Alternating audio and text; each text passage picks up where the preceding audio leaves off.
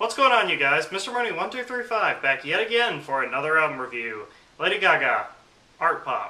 Now, I've said my shit about Lady Gaga in the past, about how bad she is and how much she sucks, but I've really come around in the past few years of really not giving a shit about what's popular in the mainstream, thinking that it's all shit. It's just pop music, you know, that's all it is, and it can be considered good. So I've really grown up and matured a whole lot in my thinking like that, and I came around and decided to check this thing out because I really like the song Applause, I really like the song Do What You Want, I really enjoyed those tracks, and I also was kind of intrigued by the album title and the cover art. It just seemed like this thing was going to be something way different, and I think I got pretty much exactly what I was expecting, honestly. The thing that I love most about this album is it does not take the traditional pop music roots, which I'm really enjoying, actually. The song Aura actually begins this album on a really weird, kind of like a heavy dubstep electronic feel. The really crazy and whacked out lyrics and how she pronounces certain things really reflects her own image itself. Like, you know how she's kind of crazy and eccentric in like the clothing that she wears and the stuff that she does. While a whole lot of people might not be a fan of that, I feel like this album is actually kind of showing that off in a more musical form. And I think that's kind of cool, and the song Aura starts this album off on a great note, a really catchy chorus in there. I absolutely love the chorus to this song. It's definitely memorable, it's easy to sing along to. Really get into this song, I absolutely love it. You gotta turn that shit up, it's really good. I feel the exact same way about the song Venus on this album. Actually, the first 4 songs on this album have this perfect, like, going together, beginning an album type feel to them, and I'm absolutely loving that. The song G.U.Y. is another great example of this, a really catchy chorus, a really upbeat song, really cool. There's this really kind of like sexual tension about the beginning songs of this album, which I really like.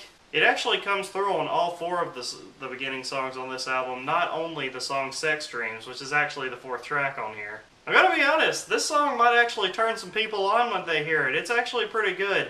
It is really, really, really reminiscent of Madonna's Like a Virgin. Okay, this is this era's Like a Virgin. Sex Dreams, I mean, like, I just feel like this chick is seriously the 2010s Madonna.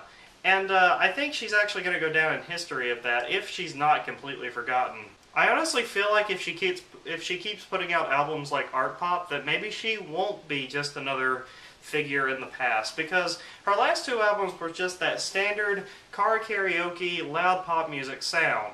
And while it made for some really popular singles, I don't feel like these albums are going to be sticking around for the long run. And while Artpop may not exactly hit the nail on the head, I feel like if Gaga keeps going, she could put out something that's truly unforgettable that might live on in the time span of music. Where an album like Prism by Katy Perry, which really plays it safe in my opinion, I feel like might be forgotten in the long run, apart from a few key tracks which I'm really digging on. But maybe we will get to that one sometime in the future. Back on topic, the song Jewels and Drugs featuring T.I., Twista, and a few other rappers, I absolutely hate this song. I think it absolutely screws up the flow of the album. I think it screws up the mood of the album.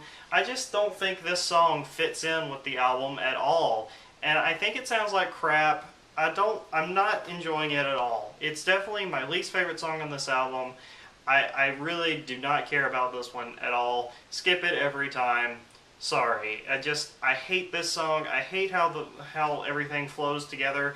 I mean, like, it's legit trap rap, but it's not something that I'm into at all, honestly. The song Manicure, however, I'm really enjoying this one because it has more of like a rock music feel to it. The electric guitar just comes in there with a crashing bar chord.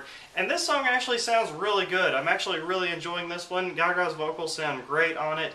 It actually throws in some type of variety in there, maybe not making a straight electronic song with actually some more instrumentations in there from the electric guitar. I really like this song, and it really sticks out in my head as well, along with the other ones. And then Do What You Want featuring R. Kelly. I mean, this one is a standout hit. Absolutely love this song. Really catchy, it's really good, love it. And then the title song of this album, Artpop. I love this song. I loved it on first listen. I really love the minimalistic like keyboard effects that are going on at the beginning of this song. I absolutely love the lyrics on it. The chorus is really good on this song. It just has this really cool feel to it. It's a little bit more of a darker track. It's a little bit slower, but I absolutely love how it sounds. Sonically, it's just really good. I really like this song. And then the song Swine is just this club banging, heavy electronic motherfucker that I absolutely love. I love the lyrics to this song, talking about how all men are pigs, kind of a reference to the Studio Killers album. Their song, All Men Are Pigs, it kind of has the same theme going on there. Love this song, it's really good. Like I said, it just makes you want to jump and bounce and dance. It's great. I feel like the song Donatella also kind of carries that, maybe slows it down a little bit more, but I really like the chorus on this song as well.